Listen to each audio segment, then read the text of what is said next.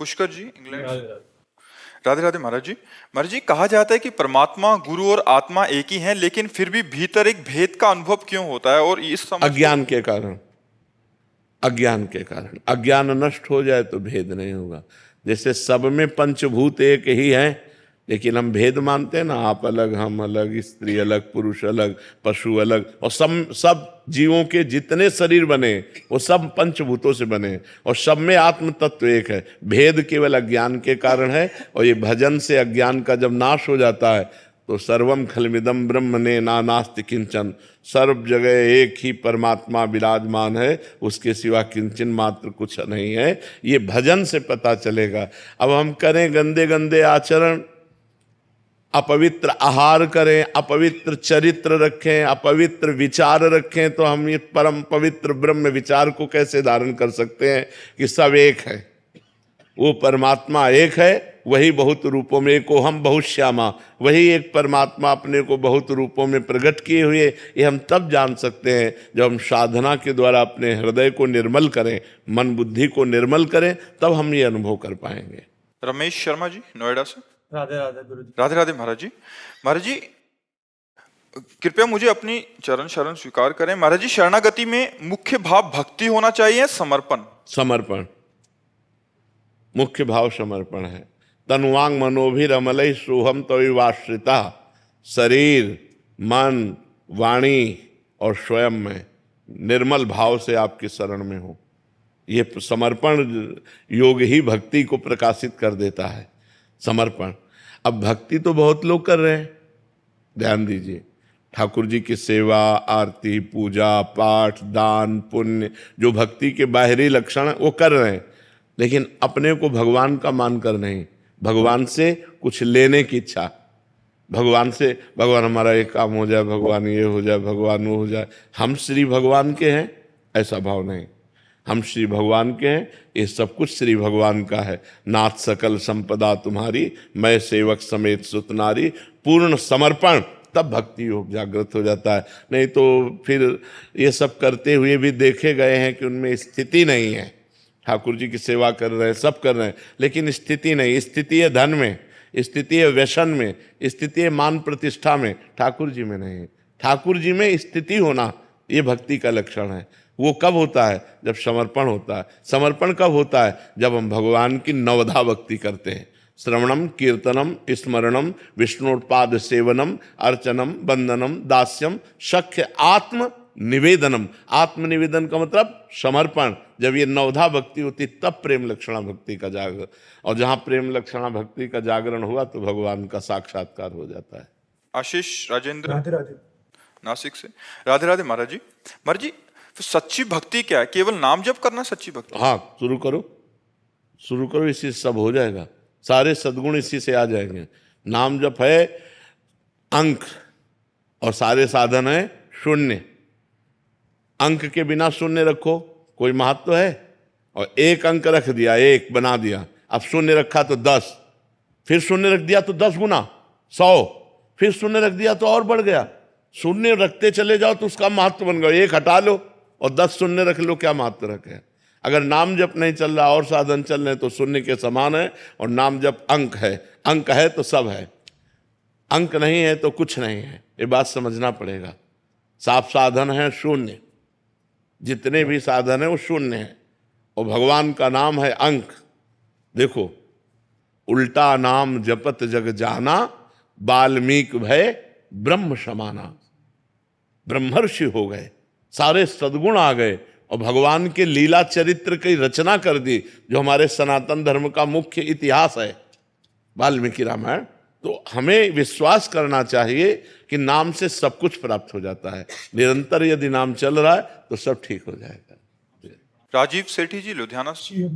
राधे राधे महाराज जी। महाराज जी, मैं 2.5 वर्ष से यूट्यूब के माध्यम से आपका अनुसरण कर रहा हूँ। गुरु जी, यद्यपि मैं दीक्षित नहीं हूँ, लेकिन आपके वचनों को अपनी दीक्षा ही मानता हूँ। 84 जी का पाठ करता हूँ, नित्य वाणी जी का पाठ करता हूँ। बिल्कुल सही माने में शिष्य वही है जो गुरु की आज्ञा का पालन करे।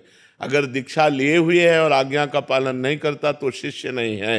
दीक्षा नहीं लिए है लेकिन आज्ञा का पालन करता है वो शिष्य है, वो प्राण प्रिय शिष्य है जो आज्ञा का पालन करे। गुरु आज्ञा तज करे जे बान, यह अधर्म यह सभान, कान नरस कन में रहे, गुरु गोविंद न भेद कराए, संतत सकल सुनो चितलाए, श्री हरिवंश प्रताप जस।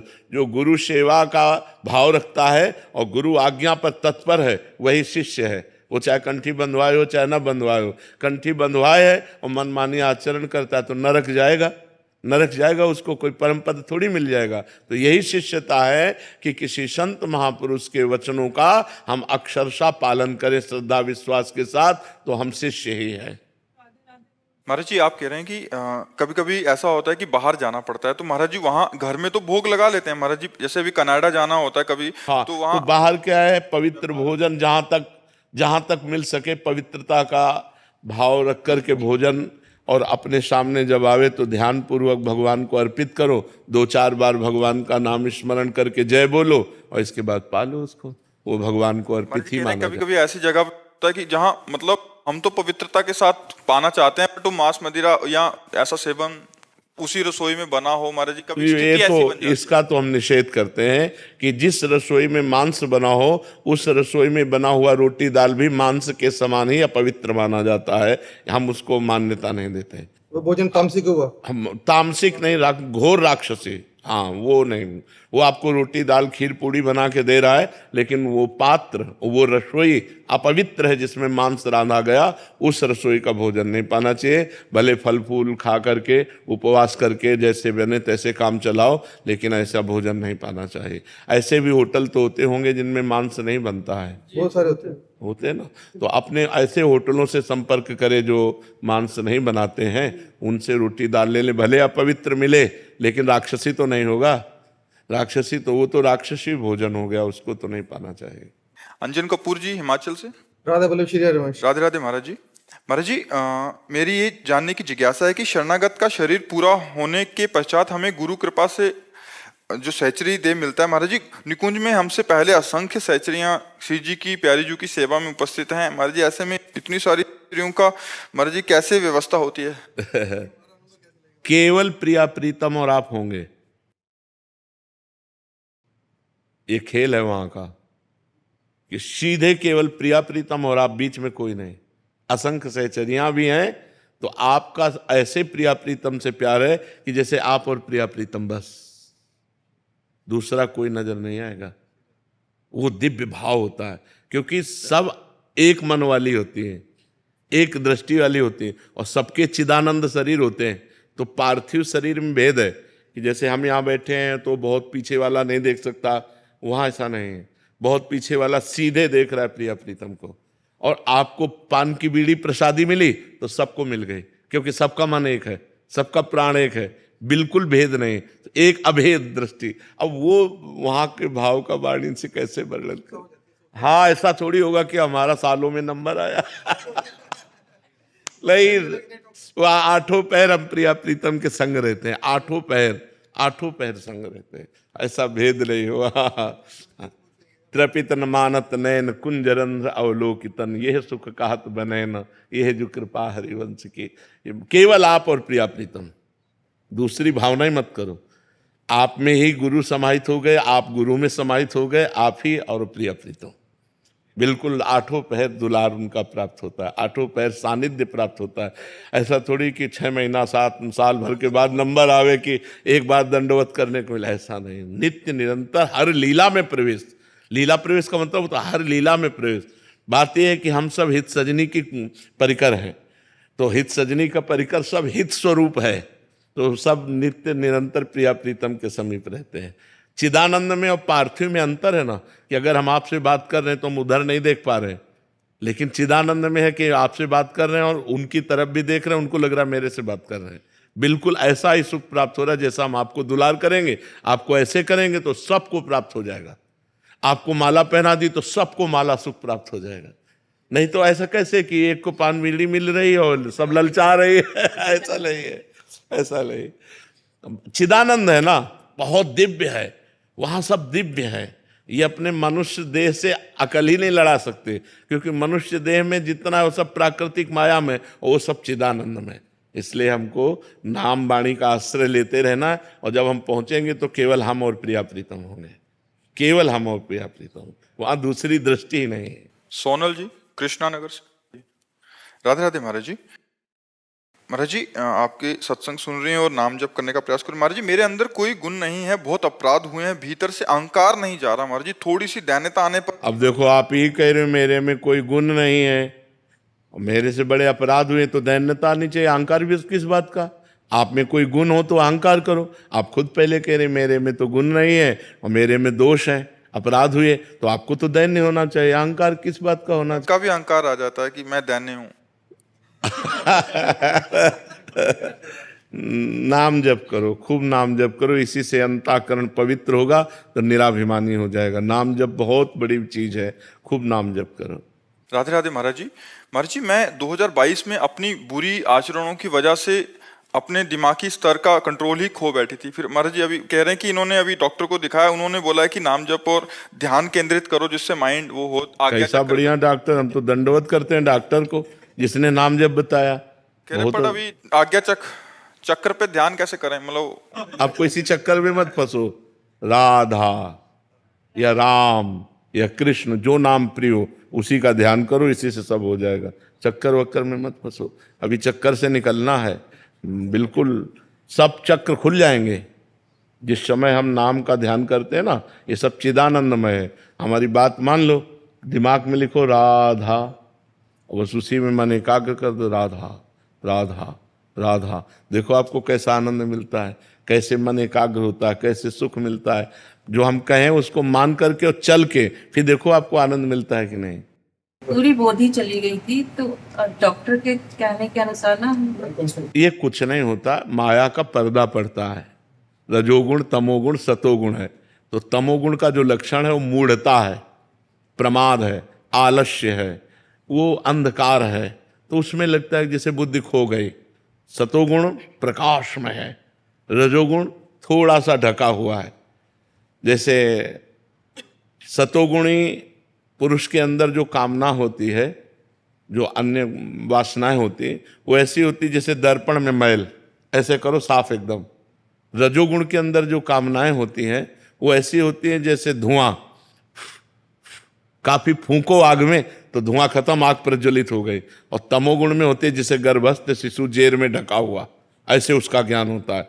तो हमारी जो बुद्धि है वो तमोगुण में जब चली जाती है तो मूढ़ता छा जाती है, बोले बुद्धि लीन हो, बुद्धि काम नहीं कर रही है। और जब हम भजन करते हैं सतोगुण आता है तो बुद्धि प्रवीण हो जाती है। कोई ऐसी दवा नहीं है कि तुम्हारी बुद्धि बढ़ा दे, नहीं है तो सबके सब बुद्धिमाने हो जाते हैं ना भजन के द्वारा। बहुत अच्छा डॉक्टर है, प्रणाम करने योग्य डॉक्टर है, जिसने आपको भगवान के नाम जपने की प्रेरणा की। धन्य है कि एक आधुनिक डॉक्टर होते हुए भी वो एक आध्यात्मिक औषधि आपको दे रहा है। जासु नाम भव भेषज हरन घोर त्रैशूल, जो तीनों तापों का नाश करने वाला भगवान का नाम है, वो आपको जपना चाहिए, इसी से आनंद की प्राप्ति होगी। रेणु गौर जी।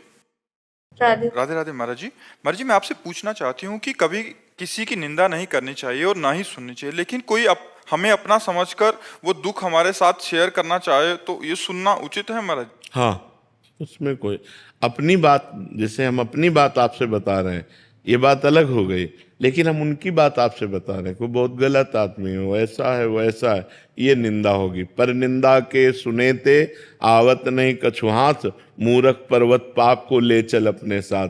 परदोष दर्शन, परदोष कथन, परदोष चिंतन, ये अंतःकरण को बहुत जल्दी मलिन कर देता है। इसलिए हम अपनी बात आपसे बता रहे हैं, आप मित्रवत सुन रहे हैं, वो बात अलग है। लेकिन हम दूसरे की बात आपसे कह रहे हैं, वो निंदा हो गई, वो चुगली हो गई, वो नहीं सुनना चाहिए। आराधना शर्मा जी। महाराज जी राधे राधे। महाराज जी जिन्होंने हमारे साथ कुछ बुरा किया हो, कोई कर ही नहीं सकता, हमारा कर्म ही हमें बुरे परिस्थिति में डालता है। को न काहू के सुख दुख कर दाता, निज कृत कर्म भोग सुन भ्राता।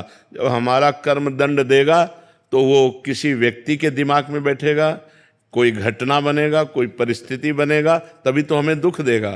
तो कोई व्यक्ति हमें दुख नहीं देता, हमारा कर्म उसकी बुद्धि में बैठकर हमको दंड दिलाता है। इसलिए हम किसी को बुरा ना कहें।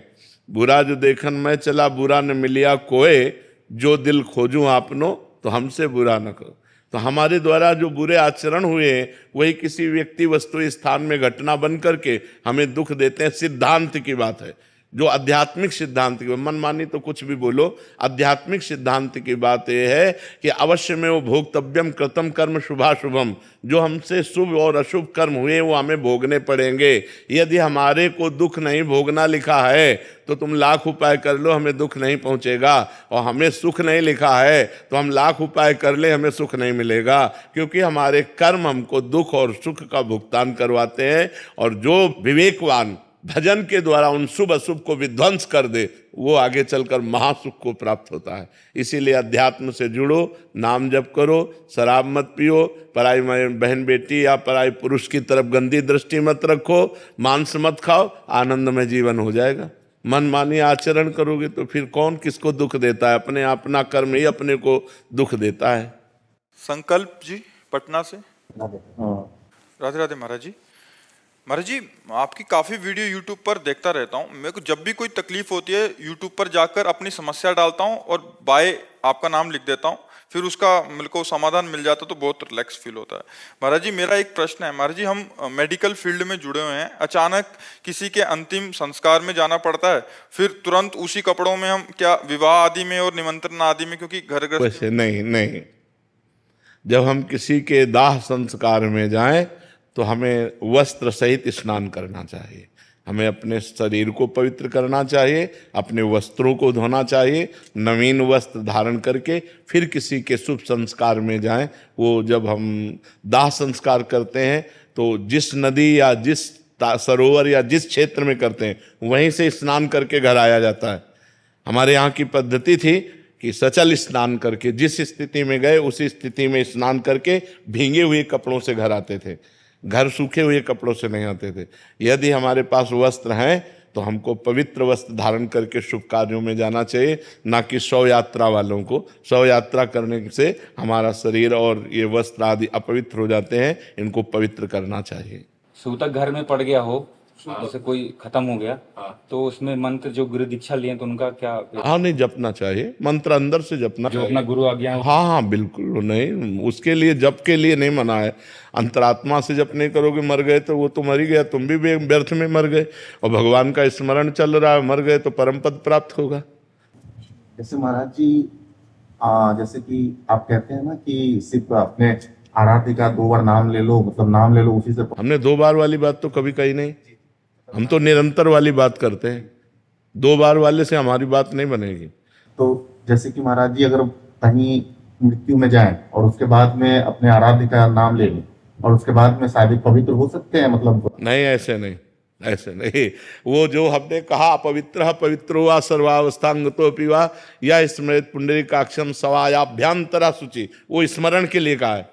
बाह्य क्रियाओं के लिए जैसी शास्त्र मर्यादा वैसा तस्मात् शास्त्रम प्रमाणन्ते कार्याकार्यो व्यवस्थित हो। हमें अपने शरीर और वस्त्रों का प्रक्षालन करना ही चाहिए, उसमें कोई गणित नहीं लगानी चाहिए। भगवत स्मरण उस समय भी कर सकते हो जब शौचालय में भी बैठे हो, तब भी आप अंदर से राम राम श्याम श्याम कृष्ण कृष्ण हरि हरि राधा राधा रट सकते हो। भगवान नाम के लिए कोई भी नहीं, वो सवायाभ्यंतरा शुचि, वो बाह्य और अभ्यंतर दोनों से पवित्र हो जाता है। लेकिन ये बाह्य क्रियाओं के लिए हमें पवित्रता की आवश्यकता है।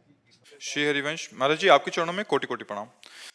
महाराज जी, मैंने वृंदावन में राधा वल्लभ लाल जी के सामने प्रण लिया था और उनको वचन दिया था कि आज के बाद कोई गलत चित्र नहीं देखूंगा, वीडियो नहीं लेना चाहिए, प्रण नहीं लेना चाहिए। 6 महीने सही लगा पर टूट गया हमारा। नहीं, प्रण नहीं लेना चाहिए, प्रार्थना करनी चाहिए। और नियम हम ऐसा प्रभु करना चाहते हैं कि मैं ना देखूं, पर बल आपका, प्रण मेरा नहीं, कसम मैं नहीं खा सकता। ये ध्यान रखो सब लोग।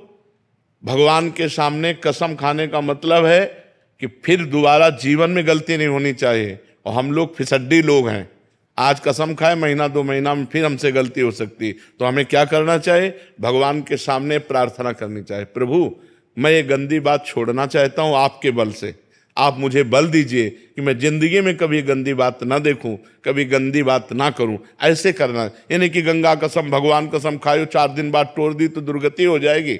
ये कोई खिलवाड़ नहीं, भगवान के सामने शपथ लेना और फिर उसे तोड़ देना। तो इसलिए अभी बच्चे हो, भगवान के सामने पुनः जाकर प्रार्थना करो कि मैं अपने प्रण को नहीं निर्वाह कर पाया, अब प्रभु मैं आपसे बल चाहता हूं कि आप मुझे वो बल दें जिससे मैं गलत आचरणों से बच सकूं। ऐसा विनय करो, प्रार्थना करो।